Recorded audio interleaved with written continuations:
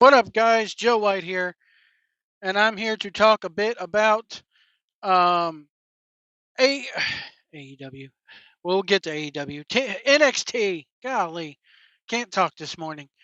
Um, NXT. There's a few things I wanted to mention from NXT last night. First off, I don't know who this sexy red is. She's going to be hosting the PLE coming up. If she never appears again, it will be too soon. Um, I think that I honestly think that this woman is just well, let me put it this way. Let me put it this way. I put on Facebook, who is Sexy Red? Is she related to the Amazing Red? Just joking. And because my white cracker butt has no clue about hip hop music, a few of my awesome African American brethren, namely Mr. Rollback, aka Daryl Owens, he had to educate me. I got an education last night about who or what a sexy red is. Apparently, she's a really, really bad rapper, and people don't like her. That's the gist I got, is that she's not really particularly liked. Um, and the impression I got of her was that what is this face tattooed hood rat doing in a wrestling ring? That's the impression I got. So call it what you will. I know everybody, you Joe White's a racist. No, I'm sorry. I was begging for Poppy to show back up. If you remember her, remember Poppy? you know, I mean, come on. This is just awful. It's horrible. So the other thing I wanted to address is Jordynne Grace showing back up in a WWE ring. I always find it funny how they call NXT NXT, and then when they get on the main roster, it's, oh, he's in WWE now. They're all in WWE. Okay, call it what it is. You're up on the main roster. There's no it's called WWE NXT, for crying out loud. But Jordynne Grace showed up back in a WWE ring, and I'll be honest with you. I'm a huge fan of Jordynne Grace's work. I like.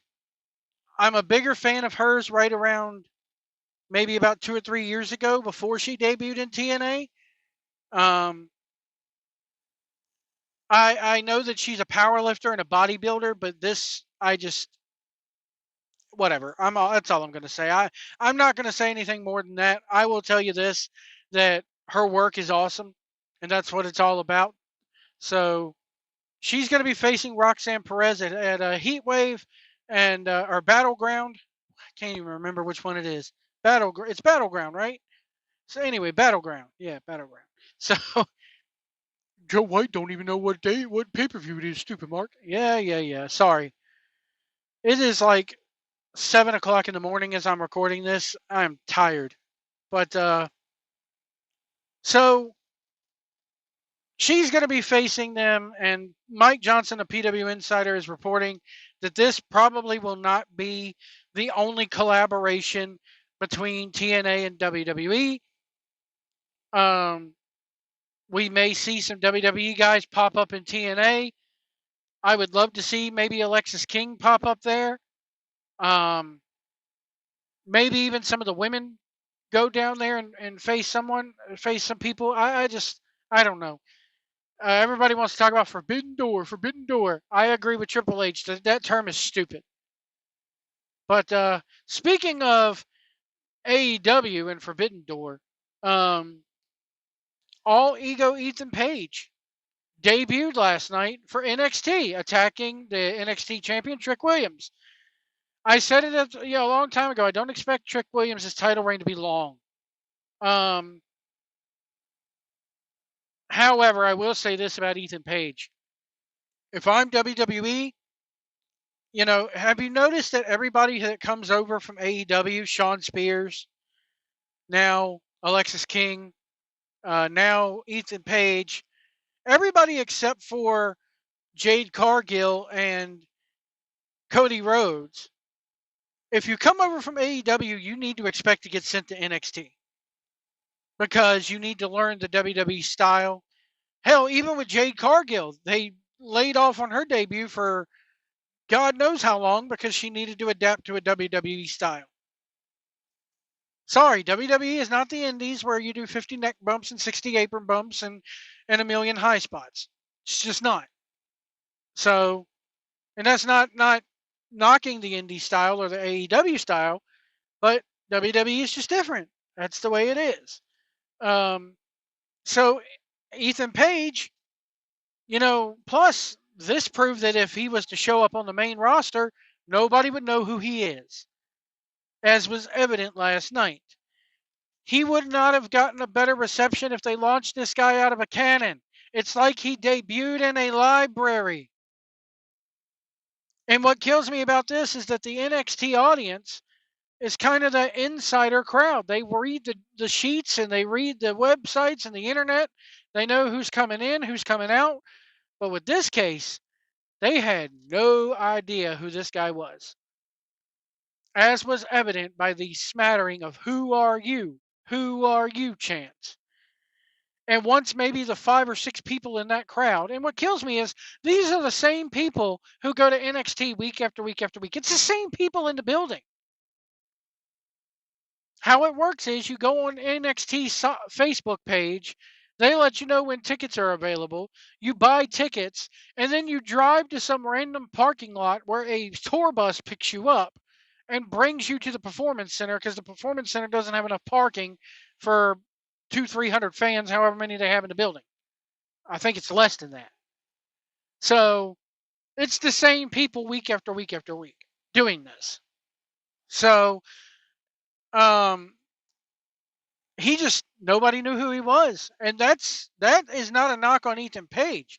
It's a knock on AEW and their reach to the audience. If I'm an AEW superstar right now and I'm looking to maybe make a jump to WWE within the next few months, when my contract comes up, I'm worried. I'm real worried.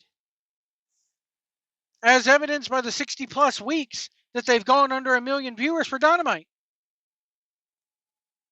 Nobody knew who this guy was. Again, it's like he debuted in the middle of a library.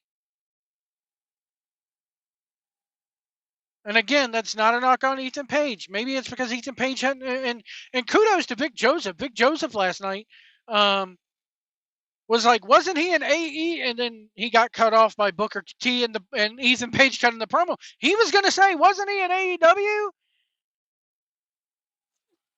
Which they were going to say that, and I think they should have. I think next week when NXT rolls around next week, we should get Vic Joseph going. Oh man, everybody was shocked about the debut of Ethan Page last week. Last time we saw him, he was in AEW. He hasn't been seen there for months, stuff like that. But they got a lot of work to do if they want to make this guy believable, because nobody knew who he was. I knew who he was. My 14-year-old son knew who he was. He popped big time when he saw him. Because, come on, it's not every day that we see a guy jump like this from AEW to WWE. Usually it's WWE to AEW because they see the money mark and they want a payday. Look at Edge. That's all I got to say. Look at Edge. So, anyway, that's my thoughts on NXT last night. Leave a comment below. Hit that like button. Hit the subscribe button. We'll see you down the road.